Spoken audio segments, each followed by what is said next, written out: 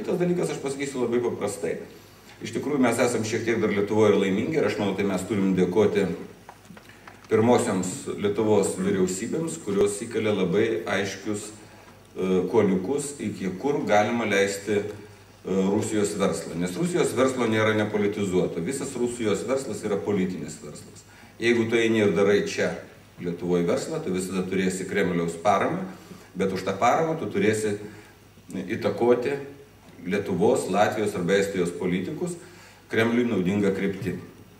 Ir va šituo atveju, tai Lietuvoje tų Rusijos investicijų tikrai nėra tiek daug, kiek Latvijoje yra ypatingai.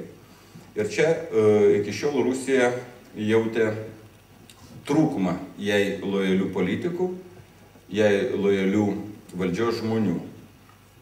Iki tam tikro laiko, kol netėjo darbo partija, ir mes visi puikiai žinom, kas maitino Viktorą, kas Viktorą pastatė prie dujų vamzdžių.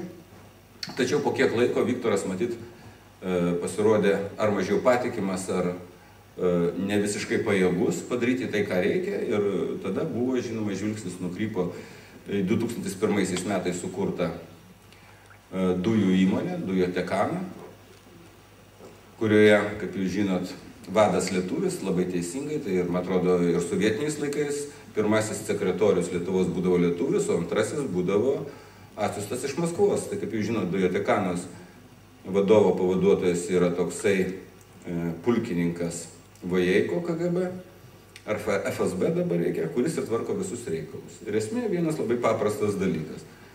Per Dujotekaną užmėgs santykius su taip vadinamu naujų elitų politiniu, naujais gabiais principingais, ar neprincipingais, atsiprašau, politikais, per kuriuos daryti reikiamus sprendimus Rusijai. Ir tas iš dalies jiems pavyko, gal pavyko dar net daugiau, aš manau, pavyko prieiti prie labai svarbių struktūrų. Mano nuomonė, tai jie turi žmonių ne tik vyriausybė, bet turi žmonių ir prezidentūroje. Ir kadangi susipažinau su Nacionalinio saugumo ir gynybos komiteto surinkta medžiaga, tai dabar galiu sakyti, kad turi kai kurių žmonių ir Valstybės saugumo departamente, nekalba apie Seimą.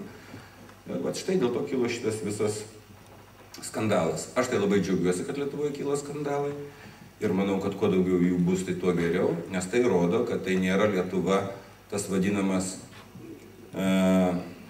tiki kūdra, rami kūdra, kurioje veisiasi velniai, kaip sako rusai.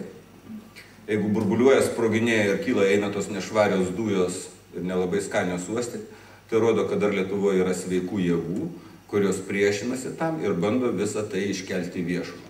Todėl aš manau, gerbiami, nesipikninkit labai tais skandalais, kai skaitot, girdit arba klausot apie juos. Aš manau, kad tai yra, rodo, kad tai yra sveikos valstybės, tiesiog sergančio šiek tiek valstybės būsena, kada, žinot, yra temperatūra, tai kitą kartą medikai sako, kad nereikia jokių vaistų, geriau leisti pačiam organizmui iškarščiuoti, išprakaituoti, naudojantis naminiam priemonėm, karštą arbatą su medum, kad visą tą bjaurastį nugalėti. Tai kol Lietuvoje dar yra to brūzdesio ir to burbuliavimo, reiškia, kažkas kovoja, kažkas bando, kažką tiesina, taiso, valo, kuopia.